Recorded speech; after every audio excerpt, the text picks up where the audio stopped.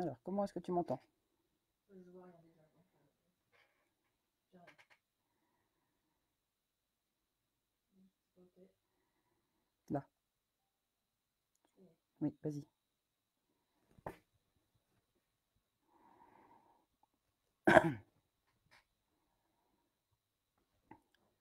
Est-ce que tu m'entends?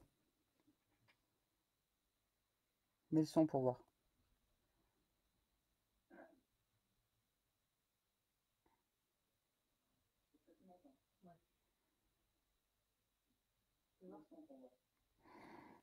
Impec. Attends. Parle. 1, 2, 3, 4. Petit test. Impec. Ça 50 pour une bonne. 1, 2, 3, 4. Petit test. Nickel. Bonjour à tous. Je vois que tout le monde commence à arriver. On va attendre un petit peu pour commencer réellement. Ça vous va le joli casque?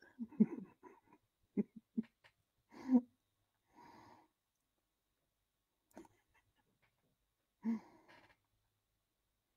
sale reflet, ça m'énerve. Par contre, on va faire ça comme ça. Voilà.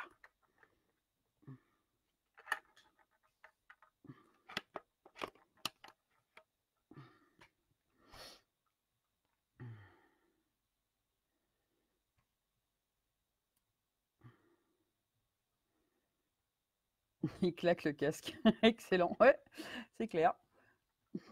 Bon, je vais quand même enlever le délire. Ça, c'était juste pour le délire. Ah. C'est mieux quand même.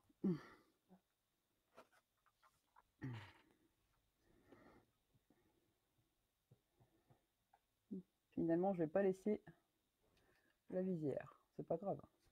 Ça vient. Ok. Hmm. C'est pas ok, hein.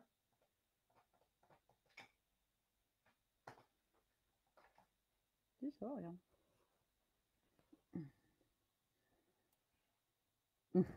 J'ai fait peur.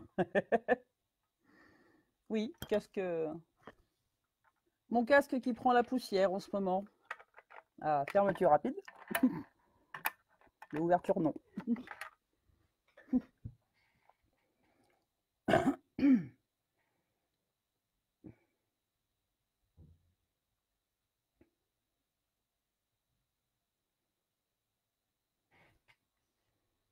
Allons-y, allons-y. Alors, pour l'image qui est brouillée, c'est normal, je suis en bout de ligne. Donc, j'ai pas de fibre, c'est uniquement de la DSL. Donc, c'est un petit peu logique que ça parte un petit peu en sucette au niveau de l'image. Par contre, le son passe. Donc, on va en profiter, étant donné que le son, quand même, il passe bien quand même. Est-ce que tout le monde m'entend?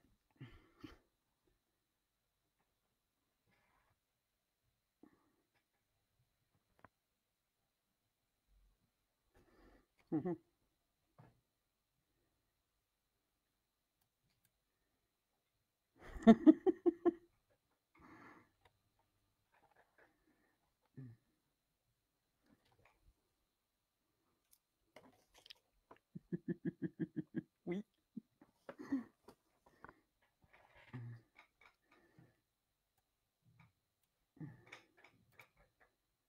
Ok, eh ben, on va démarrer.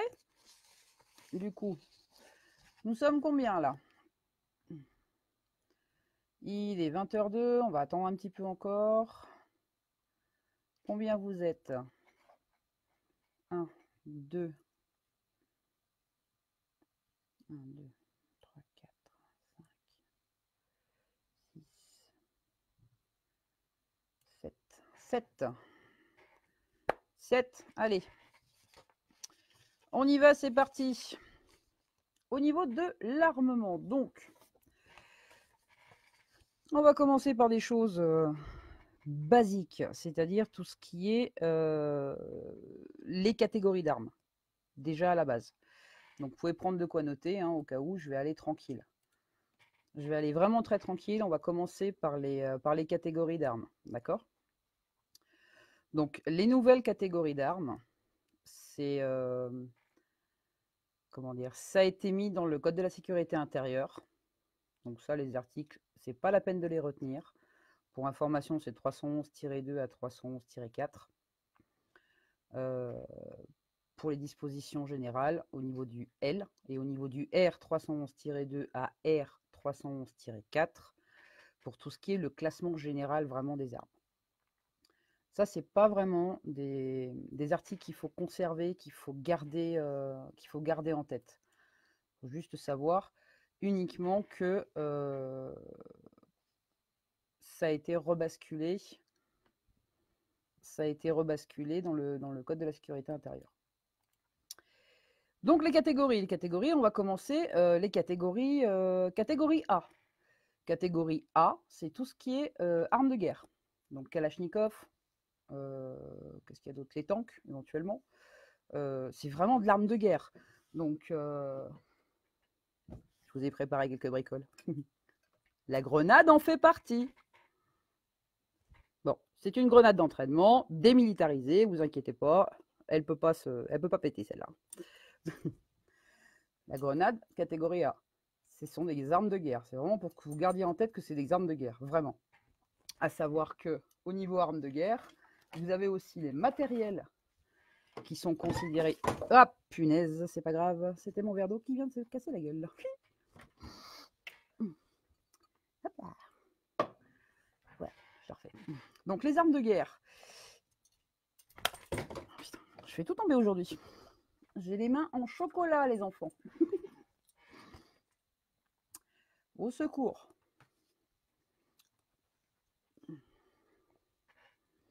Donc, armes de guerre. La calache, la grenade et le matériel de guerre. Ça en fait partie aussi. Ce genre de petites choses.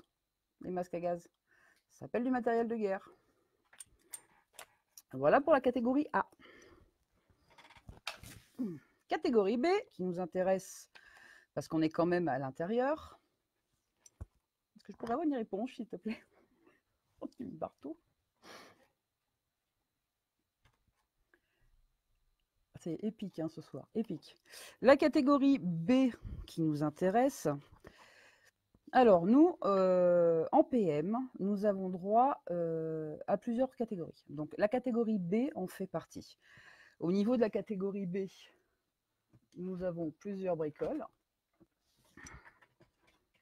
Le 38 spécial. D'accord. 38 spécial, Smith & Wesson ou autre. Le 9 mm ou le 7,65. On a droit aussi. Donc ça, c'est pistolet. Et ça, c'est revolver. Pistolet, revolver, pour ceux qui ne connaissent pas. D'accord? 38 spécial, 9 mm ou 7,65. Ensuite, nous sommes dans la catégorie B. Toujours dans la catégorie B, nous avons le pistolet à impulsion électrique. Je ne l'ai pas, donc vous aurez droit à une image. Pistolet à impulsion électrique de la marque Taser, donc c'est pour ça qu'on dit toujours un Taser. Ok, toujours catégorie B.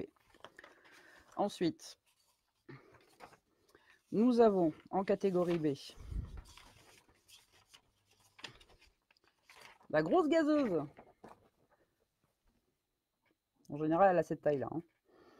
C'est la bonne grosse gazeuse de plus de 100 ml qui vient à peine d'être classée réellement en catégorie B. Donc à ce niveau-là, on doit, pour ceux qui ont déjà le port d'armes, parce que la question m'a été posée, pour ceux qui ont déjà le port d'armes en catégorie B, de la gazeuse à la base, vous ne l'aviez qu'en catégorie D. Maintenant, étant donné que celle-là, elle est passée en...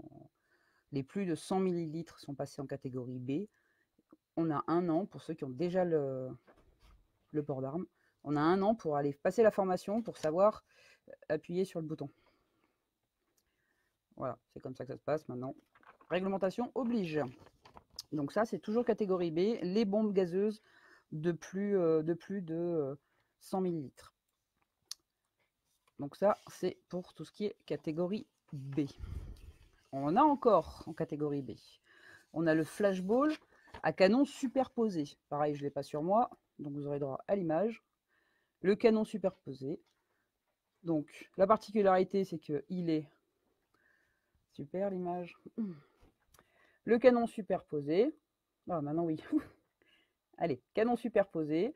Le corps est en métal. Tout métal, sauf la petite poignée là, qui en général est en plastique. Il n'y a pas de chien, si vous remarquez bien, il n'y a pas de chien. Il n'y a pas de levier d'armement. Donc quand vous mettez les cartouches à l'intérieur, les cartouches, l'étui est en métal aussi, et vous avez une seule gâchette. Une seule gâchette, vous appuyez une fois, le canon du haut part, vous appuyez, vous relâchez, vous appuyez la deuxième fois, le canon du bas part. D'accord? Donc il n'y a pas d'armement à faire. Ça reste de la catégorie B. Voilà pour tout ce qui était catégorie B.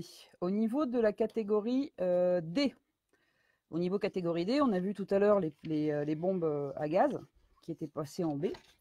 Donc c'est celles qui ont plus de 100 ml. C'est celles de plus de 100 ml. Celles qui ont jusqu'à 100 ml, vous savez, c'est les petites bombinettes de sac à main là, qu'on a tous à peu près, qu'on a tous à peu près vu ou conseillé aux femmes, etc. D'en avoir une parce que la réglementation fait qu'ils peuvent les avoir. Oui, tout le monde peut l'avoir à partir du moment où il y a moins de 1% de gaz à l'intérieur, de gaz actif à l'intérieur, et à partir du moment où elle ne dépasse pas 100 ml.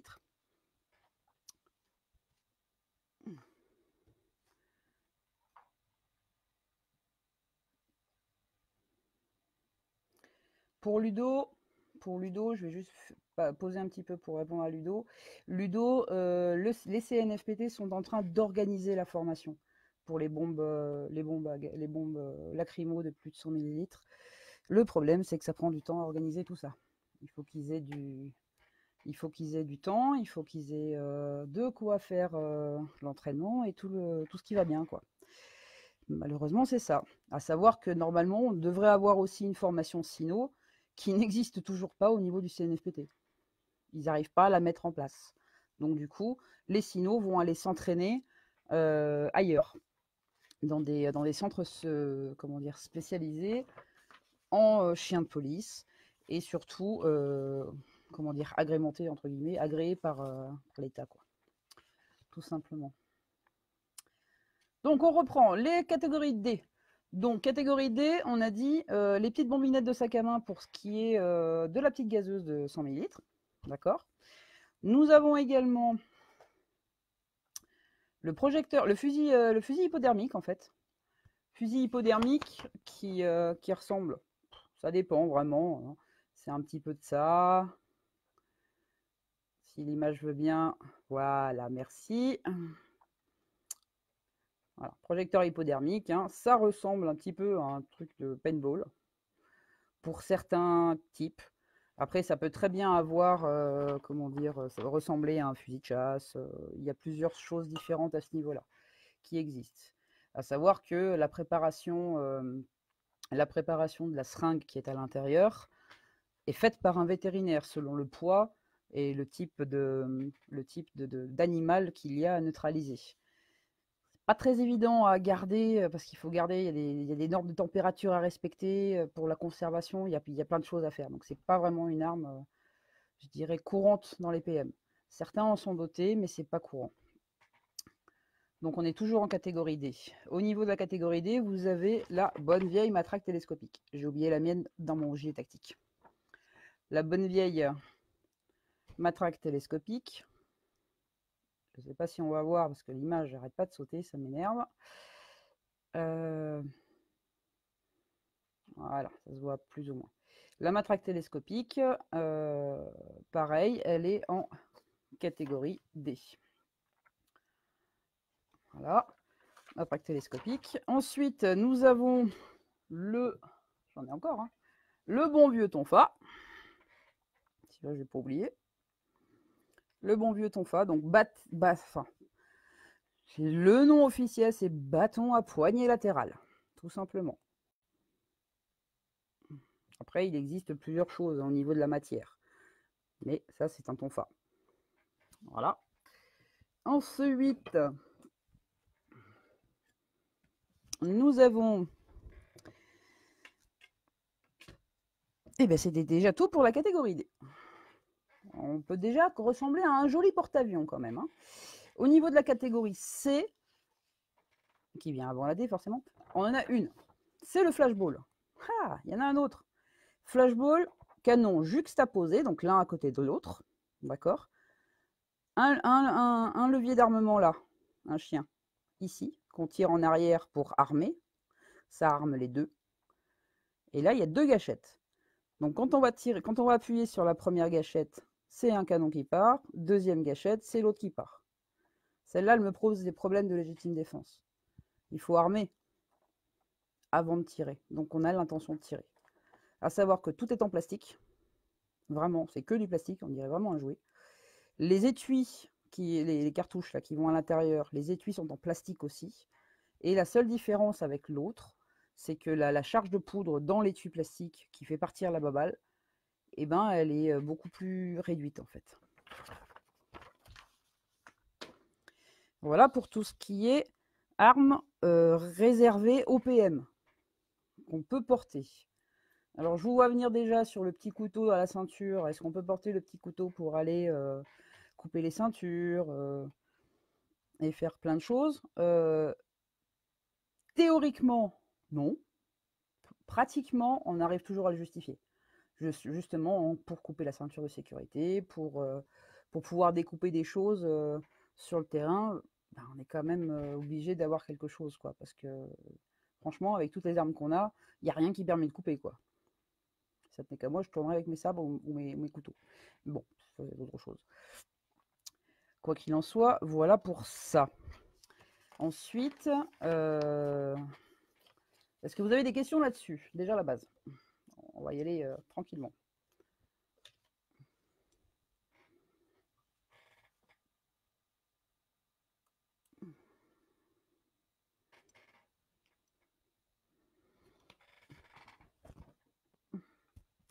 C'est raté pour mon verre d'eau. Non, c'est pas grave. C'est la paille, elle est tombée. Ouais. Pas de questions? Si pas de questions, on continue. Hein. Alors, on continue. Distinguo entre les armes par nature et les armes par destination. Une arme par nature, c'est une arme qui a été créée pour blesser ou tuer. C'est-à-dire, ça c'est une arme par nature. Ça c'est une arme par nature.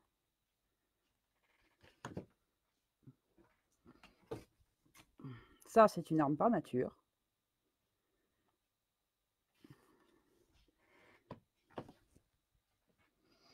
Ça c'est une arme par nature. C'est la petite gomme.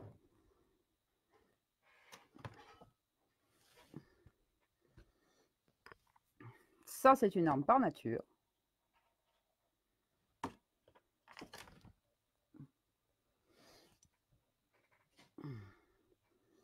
Ça c'est une arme par nature, même si elle est historique. Ça reste une arme par nature. Elle est prévue pour tuer.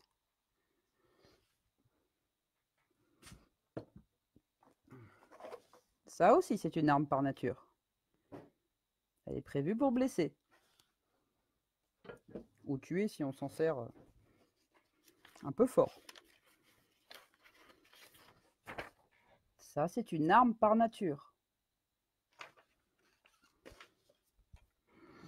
Donc tout ça, ce sont des armes par nature. C'est-à-dire qu'elles ont été créées pour blesser ou tuer. Elles ont été créées pour blesser ou tuer. Oui, je sais, j'en ai un paquet.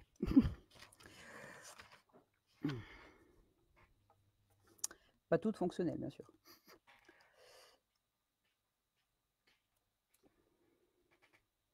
Ok, donc ça, c'était les armes par nature.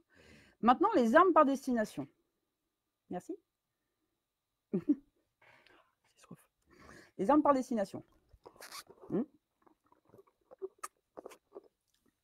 Merci, ma charmante assistante. Les armes par destination, c'est un peu plus compliqué, mais ça reste simple au final.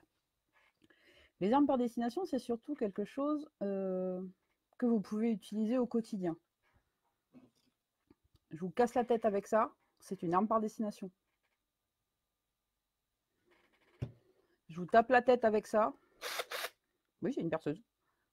C'est une arme par destination. Elle n'a pas été créée pour tuer, mais elle a servi à tuer, éventuellement, ou à blesser. Le mec que vous arrêtez sur un scooter qui, parce qu'il a fait une infraction, tout con, il a fait une infraction, il vous cogne avec ça, c'est une arme par destination. Elle a servi à vous cogner. C'est son casque. Bing.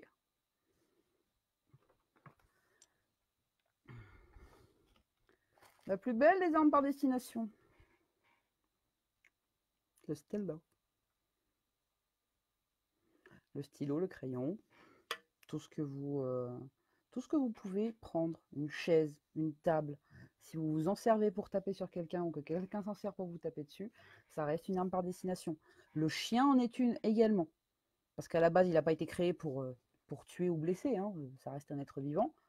Donc, c'est une arme par destination quand il est utilisé à l'attaque. D'accord? Donc, on est pas mal là. Question sur les armes par destination ou les armes par nature? Salut Mika.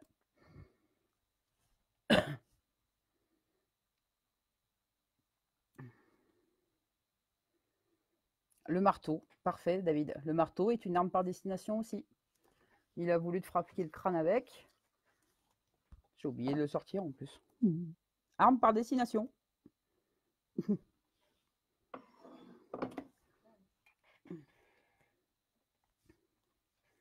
Des questions sur les armes par destination? Le pop, c'est une arme. Non, le pop, c'est parce que j'avais juste oublié de l'enlever. Bon, allez, vous arrêtez. Oui, c'est mon Garus. Ça fait un moment que je le cherchais. Je l'ai trouvé. Voilà. C'est fini. Je vais le mettre ailleurs. Non, il va rester là. Voilà.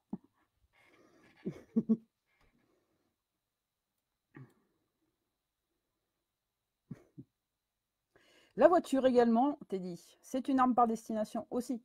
Ça n'a pas été créé pour tuer, ça n'a pas été créé pour blesser, mais on peut s'en servir pour le faire. La moto, pareil.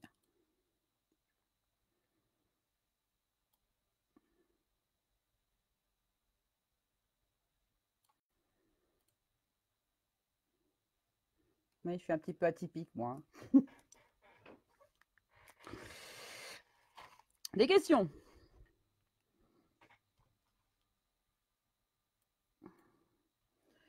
Le couteau. Le couteau. Vous avez suivi? Non.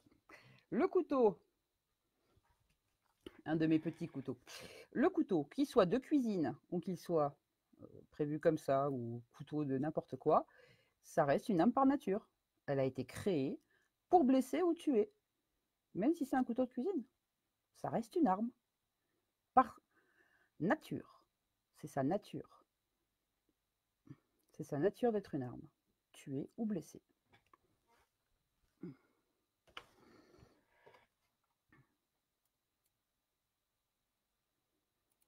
Exactement, Sam. Tout ce qui peut tuer, qu'importe l'objet. Tout ce qui peut blesser ou tuer. C'est vraiment la question de blesser ou tuer. C'est vraiment tout ce qui peut servir à exploser la tête de quelqu'un, ben, ça reste une arme, quoi. Chelou mon couteau? Oui, je sais. J'ai pas sorti le plus chelou. J'ai sorti le plus pratique, j'ai pas sorti le plus chelou. J'en ai d'autres cachés.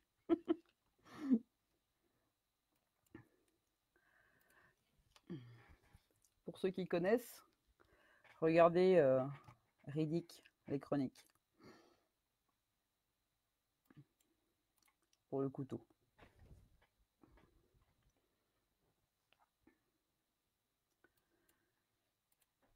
On est bon pour les armes par destination et les armes par nature?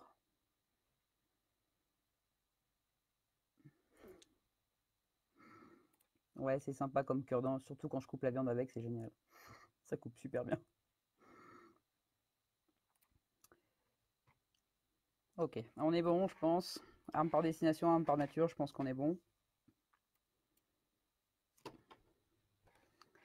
On est bon. Au niveau de la PM, comment est-ce qu'un maire, il arme sa PM? Donc ça, je vais refaire un petit topo dessus si jamais on vous parle, on vous pose la question à l'oral. Comment est-ce qu'un maire arme sa PM? En fait, avant d'armer une PM, déjà, il faut avoir une police municipale, forcément. Ça, c'est logique. En fait, il faut que soit établi un diagnostic de sécurité préalable qui est à faire par les forces de police, la PN, enfin la police nationale ou la gendarmerie, ça dépend du territoire, et la police municipale. Donc en gros, ils font ressortir dans ce diagnostic les problèmes qu'il y a sur un territoire. Les problèmes d'incivilité, est-ce qu'il y a des problèmes de salubrité, est-ce qu'il y a des problèmes de grosse délinquance, de petite délinquance, de nuisance. Tout ça, c'est déterminé dans un diagnostic de sécurité. Donc celui-là, il est fait en collaboration vraiment avec la police nationale ou la gendarmerie et la police municipale selon le territoire. D'accord? À la suite de ça, il y a une convention de coordination entre les trois parties, c'est-à-dire la préfecture, donc l'État, la police nationale ou la gendarmerie, et le maire.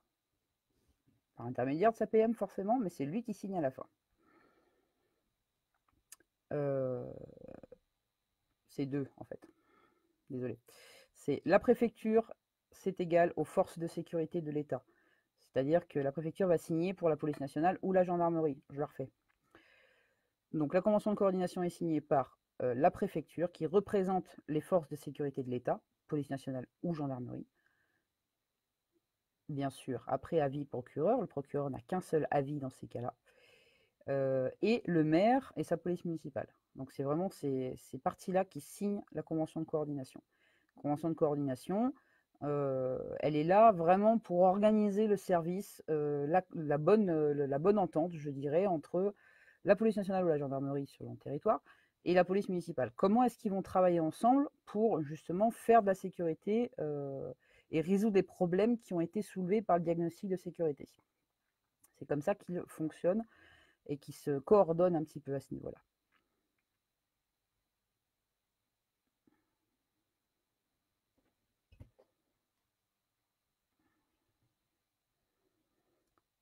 David, je te réponds juste après. Je finis juste d'abord ça.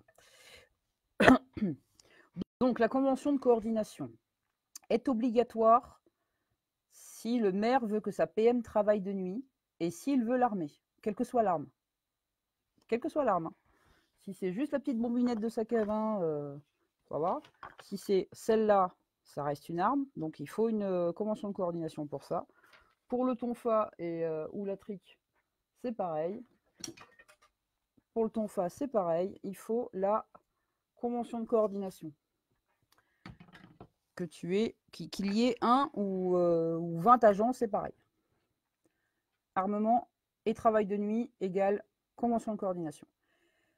Après, elle n'est pas obligatoire, la convention de coordination, s'il n'y a pas ces deux choses-là. Elle n'est pas obligatoire si la PM fait moins de 5 agents. Moins de 5 agents, elle n'est pas obligatoire. Plus de 5 agents, elle est obligatoire par contre. Ça à ce niveau-là. La convention de coordination est obligatoire s'il y a plus de 5 agents et si le maire veut qu'il travaille de nuit et qu'il soit armé. Même s'il y a moins de 5 agents par contre. Donc, à partir du moment où la convention de coordination, le diagnostic de sécurité a été fait, la convention de coordination a été rédigée, en règle générale, c'est le chef de service de PM qui se la colle. Ça sent le vécu. Donc, la signature est faite par la préfecture et le maire. Une fois que la convention de coordination est signée, le maire fait la demande de l'armement de ses policiers. D'accord?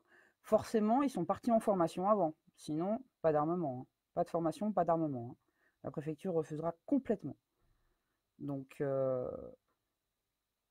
le maire demande l'armement de CPM et l'autorisation de détention des armes et des munitions. Parce que les armes et les munitions restent au service, appartiennent au service et sont estampillées service.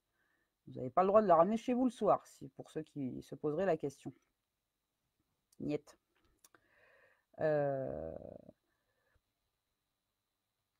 Donc, on reprend gentiment. Diagnostic de sécurité fait. Convention de coordination signée. Demande du maire de l'armement de ses policiers. Demande de l'autorisation de détention d'armes et de munitions. Bien sûr, il faut avoir un coffre-fort et une pièce sécurisée pour tenir tout ça, bien sûr. Il y a beaucoup de choses à prendre en compte. À la suite de ça, le préfet accepte. Si le préfet accepte, parce qu'il peut refuser, mais maintenant, il faut qu'il se justifie quand même s'il refuse. Hein. Avant, il avait le droit de refuser et uniquement si le maire ne pouvait pas motiver suffisamment la demande d'armes. Et maintenant, c'est lui qui doit dire pourquoi est-ce qu'il refuse, en fait. Donc, du coup, maintenant, en règle générale, les préfets ne refusent plus quand le maire demande. Hein. Ils prennent leur patin là-dessus. Donc, le préfet accepte. Ça fait un permis individuel de port d'armes pour chaque agent. Chacun a son arrêté de port d'armes. OK. Ça précise le type et la catégorie. C'est-à-dire, si vous êtes habilité à faire, comment dire, si le maire vous a demandé d'être armé en semi-automatique, en 9 mm, semi-automatique, votre port d'armes sera bien marqué, bien spécifié, catégorie B, pistolet semi-automatique, calibre 9 mm. Si c'est un 38 spécial, c'est pareil. Ce sera marqué arme de catégorie B, premièrement, revolver, 38 spécial. C'est vraiment, vous ne pouvez pas vous permettre de prendre une autre arme parce que c'est vraiment dit en fait. Je prends un autre exemple qui va vous parler un petit peu plus peut-être. Au niveau des bâtons de défense, vous avez plusieurs types de bâtons de défense. Je ne vous ai pas montré tout à l'heure celui-là, je vais en profiter pour vous le montrer en même temps. Vous avez la matraque télescopique que j'avais oublié de prendre. Elle est restée dans mon gilet tactique. Matraque télescopique. Le bâton tout court. Moi j'appelle ça la gomme à effacer le sourire. Et le tonfa. Toutes ces trois armes-là sont classées dans la même catégorie. D'accord. Ça reste tous les trois des bâtons, entre guillemets. Sauf qu'il y en a un qui a une poignée, un qui n'a pas de poignée, et puis un autre qui se déplie. Ça reste trois armes bien différentes, en fait, de par leur nature. Donc, si vous êtes habilité à porter un tonfa, un bâton à poignée latérale, vous n'avez pas le droit de sortir avec ça. Pourtant, c'est juste un bâton. Vous n'avez pas le droit de sortir avec la trique. Non, c'est celui-là qui est marqué dans votre arrêté. C'est pas cela. Pour avoir droit à celui-là, il faut refaire un arrêté qui vous dira port de la télescopique. Et formation qui va bien avec. D'accord ?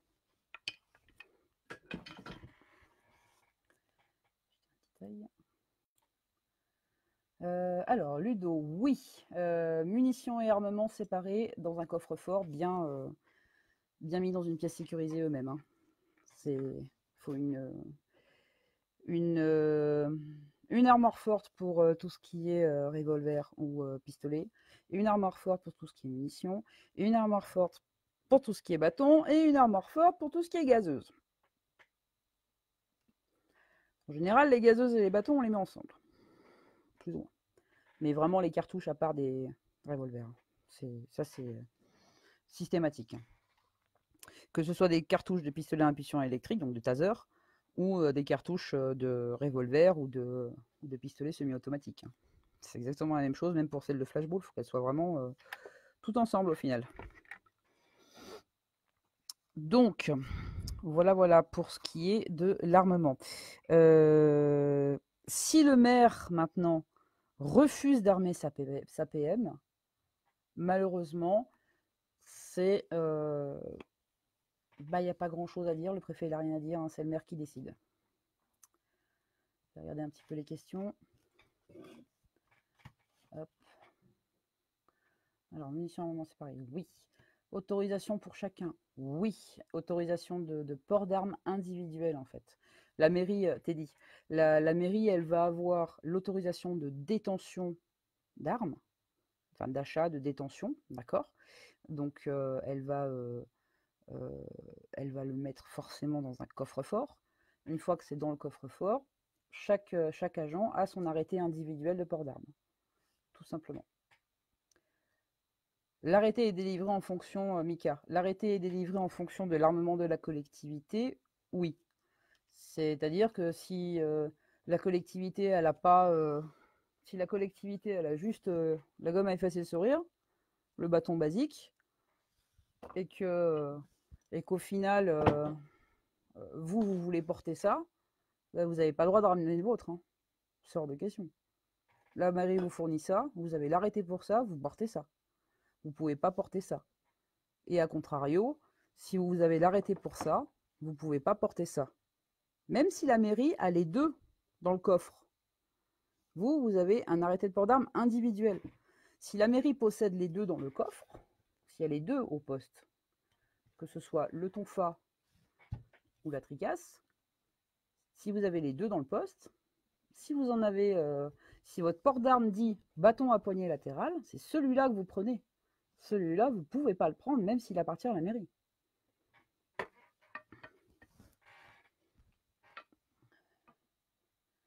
Le PCI, pas de complications non plus, pour la simple et bonne raison que c'est exactement les mêmes règles. Hormis pour la convention de coordination, qu'il y ait 1 ou 20 agents, elle est obligatoire. De toute façon. Armé ou pas. Là, c'est obligatoire. Pour les EPCI.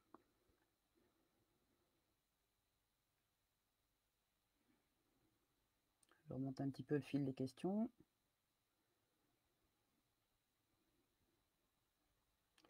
Pour répondre à David, justement, à l'heure actuelle, on est d'accord qu'à la base, la PM n'est pas armée et que par exception, elle peut l'être. J'ai entendu qu'un projet de loi devait l'inverser et que ça deviendrait l'inverse. Oui, alors oui, ça fait des années qu'on attend. Ça fait exactement des années qu'on attend que l'armement soit généralisé. Pour l'instant, c'est pas d'actualité. Ça l'était, entre guillemets, un petit peu avec l'ancien ministre de l'Intérieur. Il vient de démissionner. Il y a le nouveau qui arrive. On va tout recommencer encore une fois. Donc déjà ça. Ensuite, c'est le maire de toute façon qui décide s'il a envie que sa PM soit armée ou pas. Ça, c'est vraiment lui qui décide. Il n'y a personne d'autre qui peut le faire. Après, c'est au chef de service de pouvoir, le convaincre. Ensuite, on a des gens qui sont relativement obtus par peur de l'arme, éventuellement, par peur que la police nationale ou la gendarmerie se retire du territoire. Il y a plusieurs raisons qui font que les maires n'arment pas leur commune, leur PM. C'est vraiment une décision individuelle. Il n'y a que lui qui peut décider. Même le conseil municipal, il ne peut pas vraiment lui forcer la main non plus. Hein. Ou alors en aparté, mais pas au conseil, ils ne pourront pas. C'est son pouvoir à lui de le faire. Après, pour que ça devienne une généralité, on en est encore à attendre. Mika, les EPCI et la mutualisation, c'est quasi la même chose. Ça reste plusieurs communes qui se mettent ensemble, que ce soit un établissement public de coopération intercommunale ou une mutualisation de quelques petites PM qui sont elles-mêmes à l'intérieur d'un EPCI. Ça revient exactement au même. Convention de coordination obligatoire et armement s'ils veulent ou pas. Mais convention de coordination obligatoire même s'il n'y a qu'un seul agent. Si les PM n'ont pas les mêmes armes, eh ben, de toute façon, l'arrêté étant individuel, eh ben, chacun aura ses propres armes, je dirais, par rapport au poste où il sera. Mettons que s'il y a... comment expliquer ça? Vous avez deux villes, on va dire deux villes, qui se sont mutualisées, qui se sont mis ensemble. D'accord? Ces deux villes-là ont chacune 3 PM, mettons. Ont chacune 6 PM. Ce sera plus simple. Ont chacune 6 PM, 6 agents. tranquille. En fait, eux, ils sont armés au 38 spécial et eux, ils sont armés au 9 millimètres. Ça commence un peu? Pas du tout. Alors, pas du tout, parce que les arrêtés de détention d'armes pour cette commune, elle est au 9 millimètres. Pour cette commune, elle est au 38 spécial. Les armes, elles vont pas bouger des coffres le soir. Quand ils vont rentrer chez eux, l'arme, elle revient, quand ils vont rentrer au poste, l'arme, elle revient dans le coffre-fort d'origine. Donc, coffre-fort de la mairie, de l'un ou de l'autre. Mais ils vont tous remettre leurs armes dans leurs communes respectives. D'accord? Même s'ils vont travailler ensemble sur le terrain, c'est mis respectivement dans leur coffre, dans le coffre de chaque commune.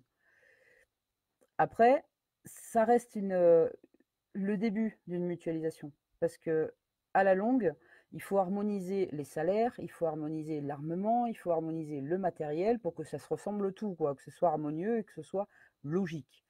Ça, c'est dans l'après de la mutualisation. Dans un premier temps, effectivement, chacun va rendre ses armes dans son côté.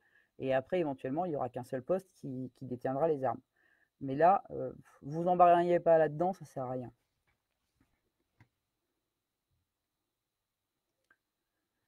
Un arrêté pour chaque arme et chaque commune que tu passes dans Ludo. Qu'est-ce que tu me dis? Je crois qu'il y a un arrêté pour chaque arme et chaque commune, vu que tu passes dans toutes les villes.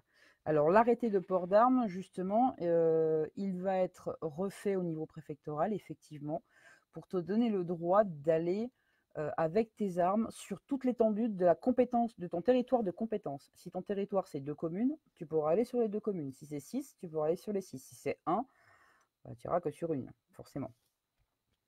Donc il faut juste refaire l'arrêté qui précise toutes les armes. En général, il n'y a qu'un seul arrêté avec toutes les armes précisées dessus. Euh, euh, pour justement harmoniser un petit peu tout ça, quoi.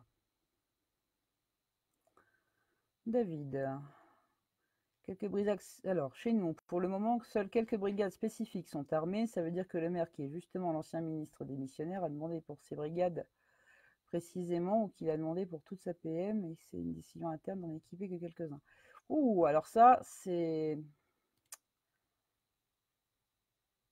Ça reste une volonté... Alors, il y a une volonté politique d'un côté, et une volonté chef de service de l'autre, et ou directeur, et une volonté...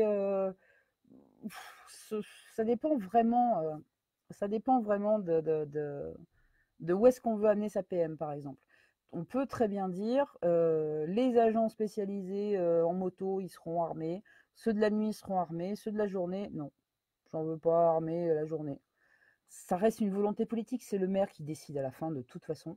Maintenant, à savoir qu'il est conseillé par son chef de service. Donc si le chef de service veut organiser aussi le service comme ça, bah, le maire va suivre. Maintenant, si ça se trouve, c'est le maire justement qui a décidé que le moins il y en a, le mieux c'est. Après, c'est une question aussi de coût. La formation, ça coûte une blinde. L'armement lui-même, ça coûte une blinde. Les séances de tir annuelles, ça coûte une blinde aussi. Donc, il y a plein de facteurs qui peuvent rentrer en compte là-dessus, sur le fait que tous les PM d'un même service ne sont pas forcément armés, en fait. Après, il y a aussi le point de vue psychologique. Si le mec il est inapte au port d'une arme, il n'aura pas d'arme, hein. Je vois où tu es, David.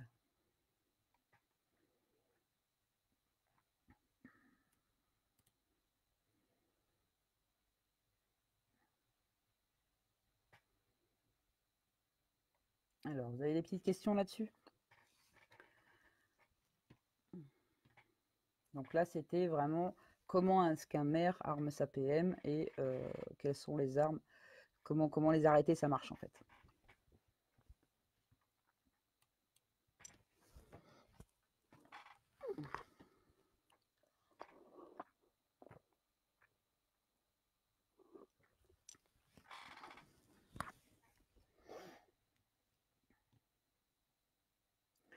C'est clair, David, hein. Vu le nombre de PM qu'il y a là-bas, c'est assez conséquent quand même, hein. Le budget, il est costaud quand même, hein. À savoir qu'au niveau budget, 2 agents, matériel, alors matériel, vêtements, essence, véhicule, tout compris, salaire et charges patronales, 2 agents, 90 000 € à l'année. Imaginez 300.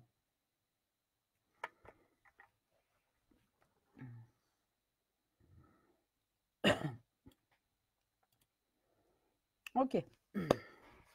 On est pas mal pour ça déjà.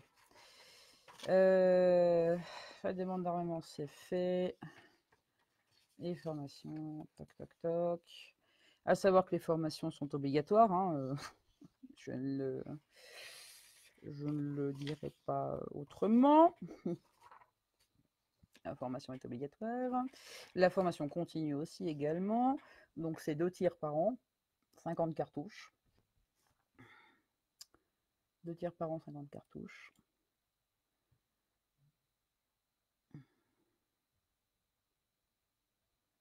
C'est tout à fait ça. Dans un arrêté individuel, c'est les armes, leur catégorie et le territoire où on peut les porter. Tout à fait. Tu as tout compris.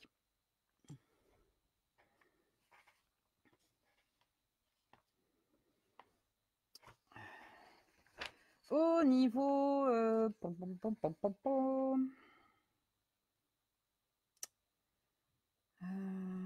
qu'est-ce qu'il reste à voir?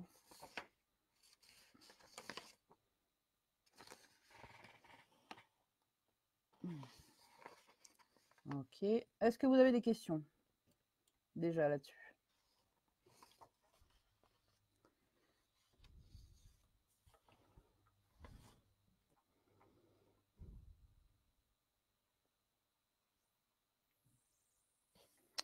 Vu l'heure, je pense que je vous referai un live sur tout ce qui est légitime défense, vraiment. Hein.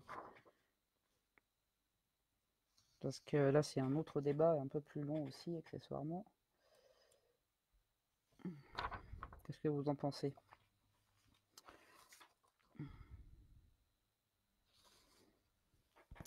On va juste finir sur...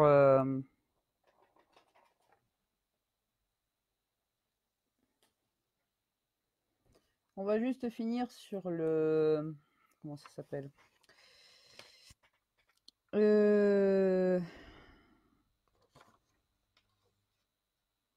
Sur les textes, tiens. Donc, les textes qui prévoient l'armement.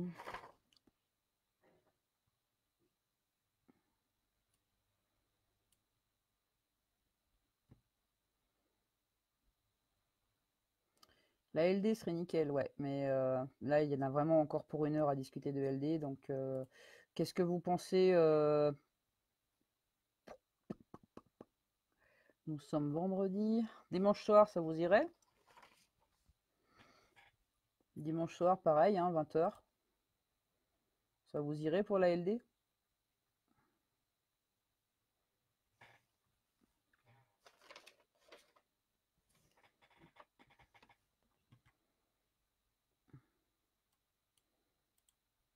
Ok, nous avons un vote pour dimanche. 2 votes.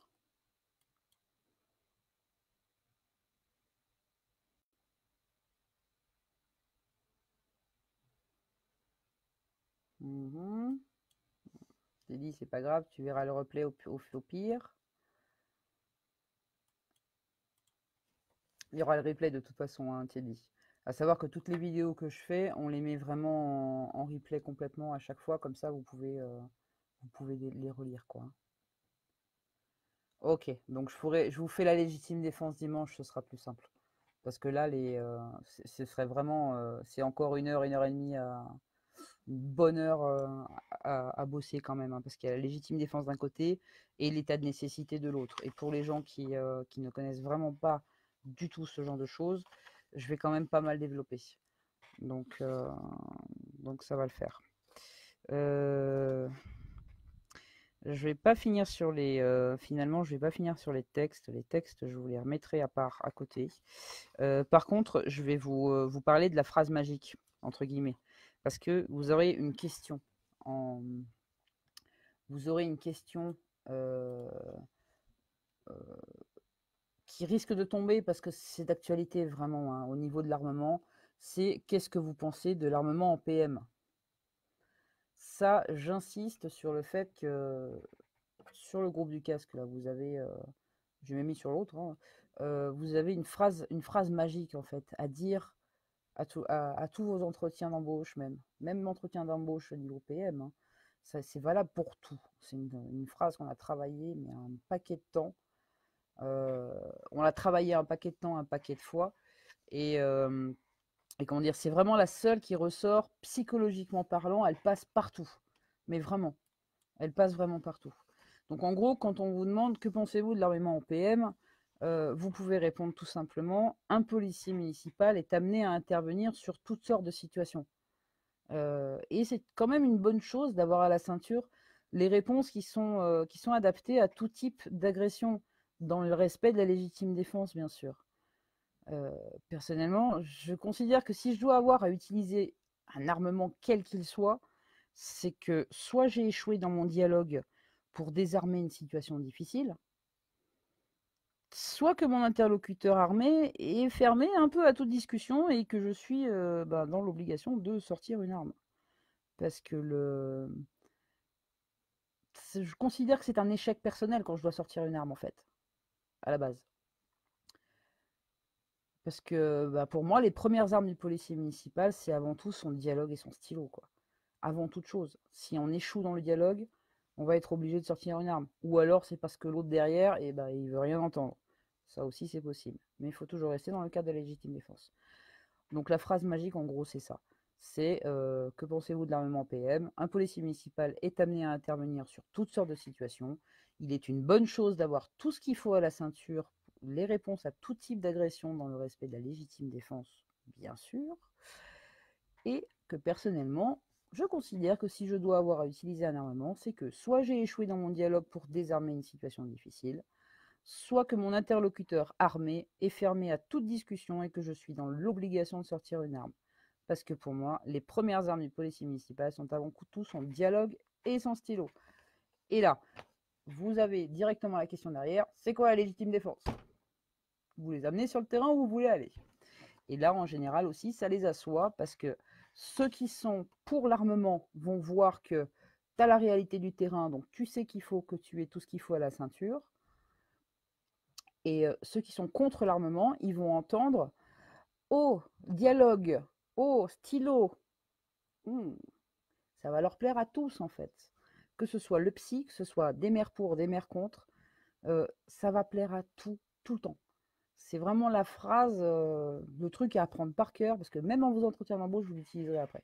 Donc utilisez-le à l'oral PM du concours, utilisez-le pour vos futurs entretiens, pour les futurs postes, ça marchera nickel, quoi, franchement. Moi, c'est celle que j'utilise, et c'est celle que tout le monde utilise aussi autour de moi, maintenant. Donc voilà. Après, ouais, je peux rapidement faire un topo sur les articles, en fait. Les articles au niveau de l'armement, on a la loi du 15 avril 99 déjà qui nous a un peu restreint les choses, je dirais. Parce qu'avant, la 99, on avait le droit de porter de la première 4. Rappelez-vous, première catégorie. Ça ne va pas me découper. T'es où? J'ai perdu ma grenade. Vous le croyez, ça? Bon, j'ai perdu ma grenade.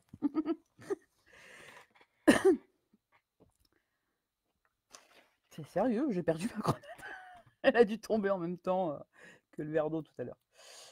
Donc, avant 99, on avait le droit de porter fusil à pompe. Si on voulait avoir un M16, on l'avait. On avait droit à la première 4 avant. Mais 99 a verrouillé un petit peu tout ça. Donc, du coup, on est redescendu. Sur le 38 spécial maximum. 7,65 éventuellement. Donc celle-là, elle nous a verrouillé un petit peu la première 4. Et ensuite, on a le décret du 6 juillet 2004 qui nous a remis aussi pas mal d'autres armes. Le 2010, le décret du 26 mai 2010 qui nous en a rajouté encore. Le décret du 26 juin 2013 qui nous en a encore rajouté. Et le dernier en date, le 2014, qui nous a mis le 9 mm aussi. Ce qu'il y a à retenir réellement dans les arrêtés, entre guillemets, c'est vraiment la loi du 15 avril 99 qui prévoit justement, qui réglemente l'armement, qui harmonise l'armement des policiers municipaux, déjà à la base, d'accord, qui est repris dans le Code de la sécurité intérieure, ok.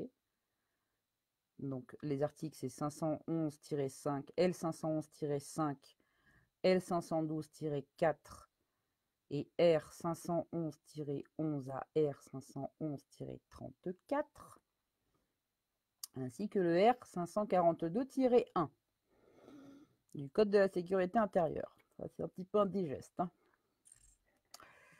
Retenez surtout que c'est, en fait, même sans retenir les articles réellement, vous pouvez rebondir si vous n'avez pas le numéro d'article en tête. C'est-à-dire que vous pouvez très bien dire, quand on vous pose la question quels sont les textes de loi qui régissent l'armement OPM, eh ben, à la base, c'est la loi du 15 avril 1999 qui prévoit l'armement des policiers municipaux. Elle a été rebasculée dans le Code de la sécurité intérieure. Et la dernière en date, c'est celle du 1er août 2014 qui donne le droit aux policiers municipaux de porter du 9 mm. Vous êtes déjà là-dessus, vous avez déjà ça, c'est nickel. Ok? C'est pas un concours de directeur ni de chef de service, faut pas oublier. Hein. Parce que le concours de directeur ou de chef de service, les articles-là, il fallait savoir par cœur. Et ce que ça veut dire.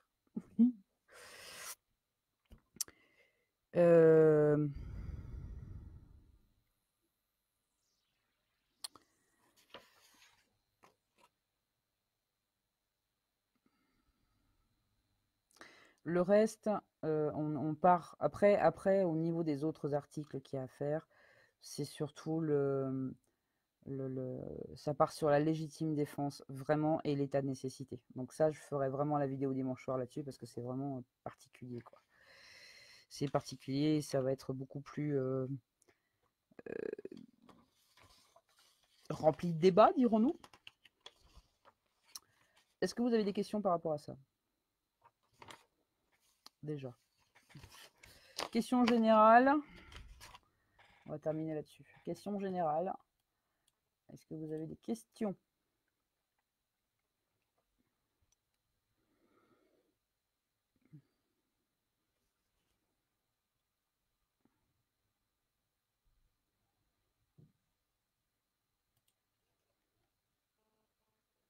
Ça y est, je les ai tous tués. Il n'y a plus personne.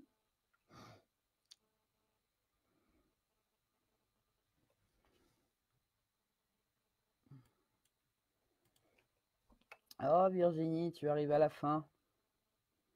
Bienvenue.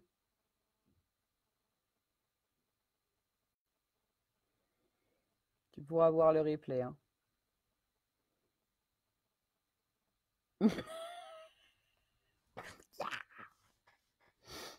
Je suis contente. Il y en a une qui a relevé.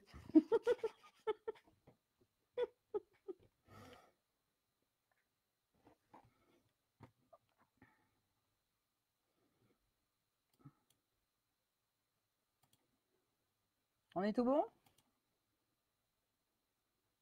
Eh ben, si on est tout bon, mais de rien.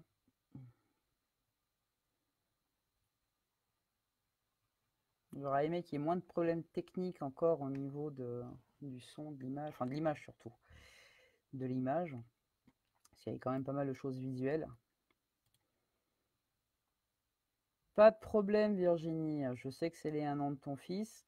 Retourne-y. Le replay, tu pourras le lire quand tu veux, quand il sera couché tranquille, quoi. T'inquiète. Et dimanche soir, je fais la légitime défense à 20h.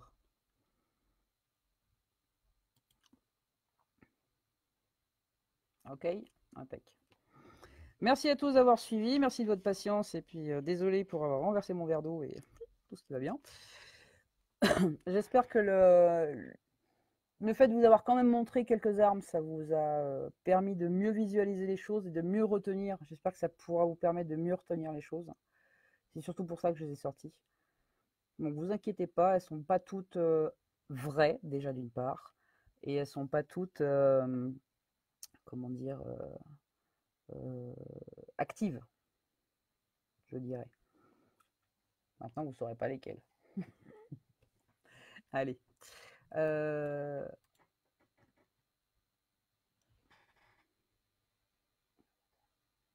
Oui, je l'ai dit.